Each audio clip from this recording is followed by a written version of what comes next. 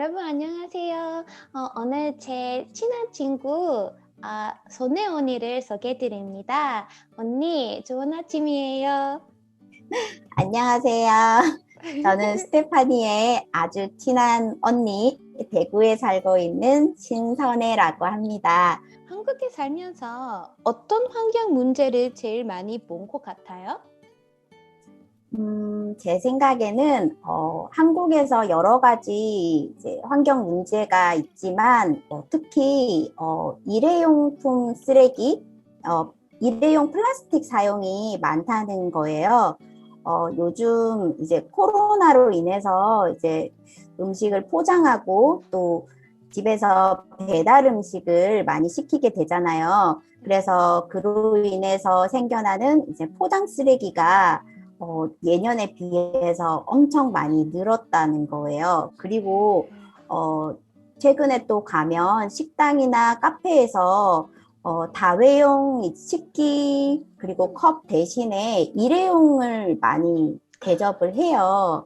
이게 물어보니까 안전 그리고 이제 더 위생적이다 이런 생각을 많이 가지고 있어서 특히 더 일회용품을 많이 쓰는 것 같습니다. 그런데 제가 책에서 봤는데 한국은 작은 나라지만 이제 단위 면적당 쓰레기 발생률이 우리나라가 최고 수준이라고 해요. 그리고 재활용할 수 있는 플라스틱이 많이 없어서 사람들이 그 재활용 쓰레기통에 버려도 거의 재활용되지 않으니까. 맞아요. 거의 그래서 대부분 재활용이 되지 않아요. 그럼 두 번째 질문은 한국의 일반 국민들은 환경을 위해서 지금 무슨 노력을 하는 것 같아요?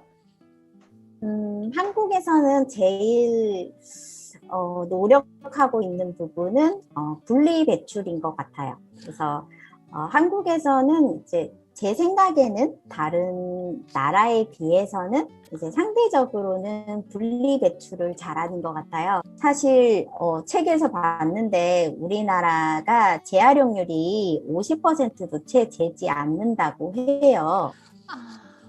그러니까 이렇게 분리배출을 열심히 해도 재활용이 대부분 안 돼요. 이게 이제 여러 가지 이유가 있는데 첫 번째가 아까 이제 스테파니가 이야기한 것처럼 이제 재활용이 잘 안 되는 그런 재질이 의외로 많다고 해요. 예를 들어서 그냥 플라스틱 같이 생겼는데 이게 실제로는 재활용이 안 되는 플라스틱인 거예요. 네, 네. 그래서 그런 문제도 있고 또 사실 그냥 이제 따로 분리만 하면 될 줄 알았는데 플라스틱 병을 버린다, 통을 페트병을 버리는데 뚜껑하고 이렇게 같이 이렇게 어, 같이 네. 이렇게 두고 그리고 이제 비닐도 안 떼고 버리면 이건 또 재활용이 안 된다고 해요. 그리고 또 이제 분리 배출할 때 깨끗이 또 씻어서 버려야 되는데 이제 용기에 음식물이 그대로 묻은 채로 또 버리게 되면 그것도 재활용이 안 돼요. 그리고 아무래도 제일 많이 실천하는 것 중에 하나가 텀블러 사용하기. 네. 이거는 이제 일상생활에서 가장 이제 쉽고 편하게 할 수 있는 거니까. 저도 사실 생각을 많이 해봤어요. 재활용을 할 때는 누구한테 가장 큰 책임이 있는지, 분리수거장에서 어떻게 쓰레기를 분리하고 있는지를 바꿔야 하는 건지 아니면은 사람들, 이렇게 일반 시민들이 자기 행동을 바꿔야 하는 건지 어느 쪽이 양보를 해야 할 것 같아, 내 생각에. 그러니까 소비자의 경우 그리고 소비자의 경우 생산자의 경우. 그 생산자 쪽에서 무슨 변화가 있어야 되지 않을까 싶은데 이 문제에 대해서 언니는 어떻게 생각해요? 재활용에 대한 책임은 생산자하고 소비자하고 당연히 모두 지어야 한다고 생각하는데 네. 제 생각에는 소비자로서 분리 배출을 해본 결과 생산자의 책임이 더 크다고 생각을 해요. 그리고 이제 생산자가 이제 재활용을 좀 더 용이하게 만들면 그 파급력이 더 크다고 생각하거든요. 한국에서는 2003년부터 생산자 책임 재활용 제도가 실시되고 있다고 해요. 이거는 쉽게 말해서 이제 생산자에게 재활용의 책임을 지게 하는 제도인데요. 문제는 이제 그것에 대해서 이제 기업이 정말 책임을 지는 게 아니라 이제 그것을 그냥 일반 소비자 가격에 포함시킨다는 거예요. 쉽게 말해서 이제 내가 사는 물병이 500원이잖아요. 그러면 그 500원 안에 이제 재활용 비용이 들어있다는 거예요. 결국은 뭐예요? 소비자가 재활용 비용까지 내는 거잖아요. 분리하기 편하게 만들어라.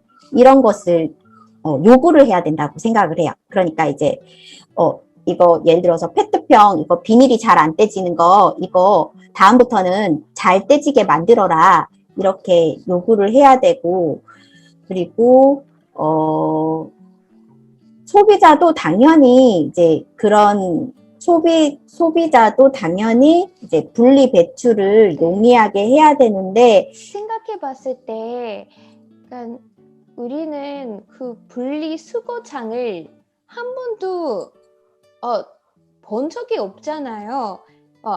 그런 것이 존재하는 것을 알지만 직접 가서 볼 기회가 거의 없잖아요. 가고 싶어도 가지 못하게 만드는 것 같으니까. 그래서 사실 저기서 어떻게 하는지 누구도 모르다는 거 문제인 것 같아요.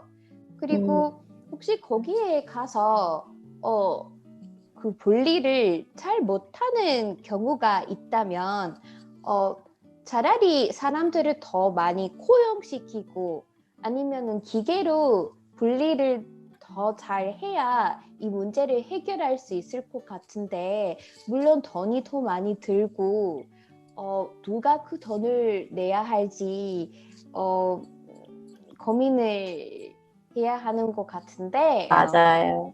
저도 그런 생각이 많이 들어요. 그래서 스테파니가 말한 것처럼 이제 뭐 재활용을 이제 용이하게 이제 만들어주는 그런 기계를 도입을 하거나 네, 그런 방법들을 써서라도 이 쓰레기 문제를 해결해야 될 것 같아요. 언니는 물론 지금 이런 문제에 관심이 아주 많은 편인데 처음으로는 어떻게 관심을 가지게 된지 그 관심을 가지게 된 계기가 뭔지 얘기해 줄 수 있어요? 우연히 책을 보게 됐어요. 두 번째 지구는 없다라는 책을 봤는데 이 책에서 이제 기후 위기가 아주 심각하다는 것을 알게 되었고, 그리고 작년에 이제 코로나19가 생겼잖아요. 그래서 그 코로나19가 생기고, 그리고 작년 여름에 장마가 정말 길었어요. 38일로 역대 최장 장마라고 해요. 장마도 길었고, 그리고 태풍도 정말 강력한 태풍이 2번 찾아왔어요. 이런 모든 이제 재난들과 이제 코로나19가 이제 기후 변화와 연결이 돼 있다는 사실을 알게 되면서 이제 이런 심각성을 체감하게 되었던 것 같아요. 언니는 친환경 생활을 위해 어떻게 습관이 변했어요? 다른 습관이라도? 많은 것이 변한 것 같습니다. 네. 첫 번째는, 일주일에 하루는 채식을 하기로 결심을 했어요. 네. 기후변화에 대해서 이제 정보를 많이 찾으면서 채식이, 가져오는 이제 심각한 문제들에 대해서 알게 되었어요. 그래서 아직 이제 비건을 실천하기는 좀 부족한 부분이 있지만 조금이라도 채식을 늘리고 육식을 줄여 나가자고 결심을 하게 되었고요. 그리고 이제 아까 계속 이야기했지만 분리배출 잘하기. 그래서 분리배출을 할 때 깨끗하게 씻고 그리고 분리해서 배출을 하게 되었고요. 그리고 특히 이제 분리배출을 하면서 재활용이 안 되는 제품들도 알게 되었어요. 그래서 그런 제품들은 기억하고 있다가 더는 구입하지 않게 되었어요. 그래서 그런 방법도 있고, 그리고 또 제가 장을 볼 때 장바구니 그리고 면주머니, 용기를 챙겨서 이제 포장을 해와요. 그래서 포장이 많은 마트 대신에 이제 재래시장을 이용하는 편입니다. 그리고 좀 더 친환경적인 제품에 대해서 많이 알아보고 사용을 하려고 하는데요. 제가 여기서 몇 가지 가지고 왔는데 간단하게 이제 보여주면서 소개를 할게요. 좋아요. 네. 그래서 제가 이제 샴푸, 린스, 그리고 클렌징 폼 이런 것들이 플라스틱 쓰레기가 많잖아요. 네. 제가 사용하던 제품을 다 쓰고 나서는 이렇게 비누 형태로 이제 구매를 해서 쓰기 시작했어요. 네. 이거는 이제 쓰고 나서 이제 전혀 쓰레기가 안 남는 거기 때문에 네. 이용을 하고 있고요. 그래서 이제 샴푸, 세안 용품은 다 비누로 쓰고 있습니다. 그리고 저 커피를 좋아하는데요. 네. 커피가 저희 집에 이제 네스프레소 기계가 있어요. 그래서 캡슐 기계가 있는데 캡슐 커피도 쓰레기가 많이 나와서 여러 번 쓸 수 있는 스텐 커피 캡슐 이거를 구입을 해서 쓰고 있어요. 그래서 여기 안에 커피를 넣고 이제 커피를 비운 다음에 나중에 깨끗하게 세척해서 몇 번이고 쓸 수 있는 스텐 캡슐이고요. 그런 거 그리고 핸드드립을 또 제가 좋아하는데 핸드드립일 경우에도 종이 필터를 사용하지 않은 이거 맞아요. 네 핸드드립. 이거 스텐 그 여러 번 쓸 수 있는 이제 스텐 드리퍼 커피 드리퍼도 사용하고 있습니다. 네. 이거는 이제 제가 매일 사용하는 대나무 칫솔입니다. 그래서 대나무 칫솔은 모가 플라스틱으로 되어 있긴 하지만 이제 여기 대가 이제 대나무기 때문에 버릴 때 이제 유해 물질이 거의 잘 나오지 않아요. 그래서 환경에 굉장히 좋은 제품이라고 생각을 합니다. 그리고 제가 이제 면생리대를 쓰기 시작했어요. 그래서 이게 플라스틱 쓰레기잖아요. 그리고 일회용 생리대도 굉장히 많이 버려지는데 이거는 이제 환경에도 좋고 몇 번이고 쓸 수 있어서 이제 환경에도 좋고 그리고 우리 건강에도 좋아요. 면생리대니까. 그래서 이 면생리대를 적극 추천합니다. 네. 이거 마지막으로 장을 볼 때 비닐봉지를 사용하지 않으려고 이거 들고 다녀요. 네. 한국에서는 양파를 이런 양파망에 담아요. 그래요? 이런 양파망에 담겨져 있는데 그게 그냥 한 번 쓰고 버려지는 경우가 많아요. 네. 그런데 저희 집 근처 제로웨이스트 샵에서 이 버려지는 양파망을 모두 모아서 다시 재사용할 수 있게 만들었어요. 정말 좋네요. 네, 좋은 것 같아요. 그리고 마지막으로 물티슈 안 쓰려고 이거 뽑아 쓰는 이제 소창 행주 쓰고 있어요. 처음 보네요. 디자인도 예뻐서 가지고 다니면서 이제 우리가 화장실에서 이제 손을 씻고 나서 이제 가볍게 손 닦을 때 쓰기도 하고 아주 아니면 부드러워 보여요.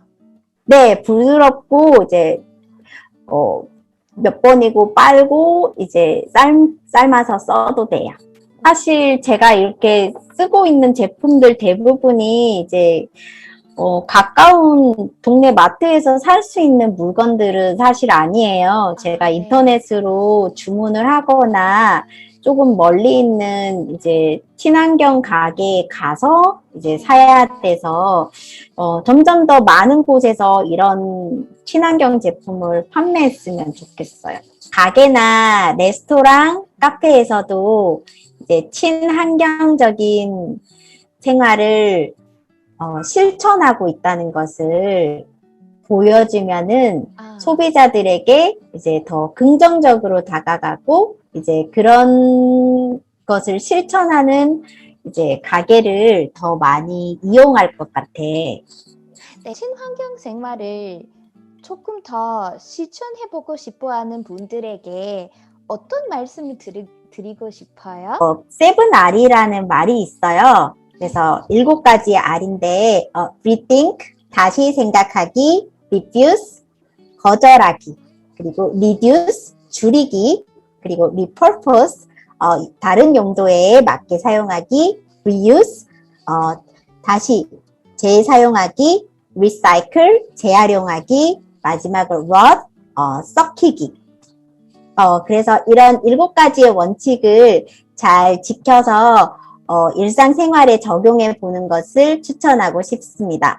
그리고 저는 마지막으로 물건을 구매하기 전에 항상 이 물건이 나에게 어떤 과정을 거치고 그리고 어떤 경로로 오게 되었는지 그리고 이 물건이 나에게 오면서 어떤 환경오염을 유발하지는 않는지 이런 것들을 생각해 보면 좋을 것 같아요. 예를 들어서 이제 저의 경우인데요. 예를 들어서 이제 카페에서 이제 음료를 시킬 때 그냥 커피를 시키는 경우도 있고요. 카페라떼를 시키는 경우가 있어요. 카페라떼를 시킬 때 그 카페 안에 들어가는 이제 커피 그리고 이제 우유의 경우에는 이제 젖소에게서 오잖아요. 그래서 그 과정에서 이제 유발되는 이제 환경오염, 소를 이제 사육하기 위해서 여러 가지 사료도 많이 들고 그리고 그 사육장을 만들기 위해서 산도 베어내고 이런 모든 과정들을 한번 생각을 해보는 게 좋을 것 같습니다. 마지막으로는 본인의 환경에 대한 철학이 뭐예요? 내가 완벽하지 않는다는 게 목소리를 못 낼 이유가 없다. 부족하지만 조금씩 실천해 나가자 이런 생각을 가지고 있고요. 우리 사람은 언젠가 모두 죽어요. 그리고 우리가 가지고 있는 돈, 물건들 다 안 가지고 가잖아요. 빈손으로 돌아가는데 그래서 매 순간 욕심내지 말고 소박하지만 가치 있게 살자. 이게 제 모토입니다. 이런 생각이 좀 어두운 생각일 수 있지만 근데 제가 죽었을 때 누가 제 집을 이렇게 정리를 해야 하는 거잖아요. 그래서 그때는 물건이 아주 많으면 너무 복잡하고 정리하기가 힘들 것 같아서 그래서 제대한 물건을 안 사고 이렇게 간단하고 물건에 가치를 두지 않고 그 대신에 사람이랑 제 생활에 가치를 두는 사람으로 기억됐으면 좋겠다고 이런 생각이 드는 거예요. 가치를 어디에 두고 살아가느냐가 중요하다. 물건보다도 나 자신에게 더 가치를 줘야 된다. 그 메시지가 굉장히 공감이 돼요. 마지막으로 해보고 싶은 말이 있으면 지금 말해주세요. 먼저 이제 이런 기회를 줘서 너무너무 감사하고요. 사실 스테파니하고 대화를 하면 이런 주제로는 잘 이야기해 볼 기회가 없었는데 둘이 모두 공통의 관심사인 환경을 주제로 이야기해 볼 수 있어서 정말 뜻깊은 시간이었던 것 같습니다. 바람이 있다면 이제 앞으로 이제 이런 시간을 많이 자주자주 마련을 했으면 좋겠고요. 그리고 개인적으로 스테파니에게 바란 점은 블로그 활동 열심히 하고 있는데 이제 앞으로도 유익하고 좋은 정보를 많이 알려주고 이제 나눠줬으면 좋겠어요. 아, 정말 고맙습니다. 감사합니다. 재밌었어요. 끝으로 우리의 대화를 끝까지 잘 들어주셔서 감사합니다. 감사합니다. 맞아요. 감사합니다. 네.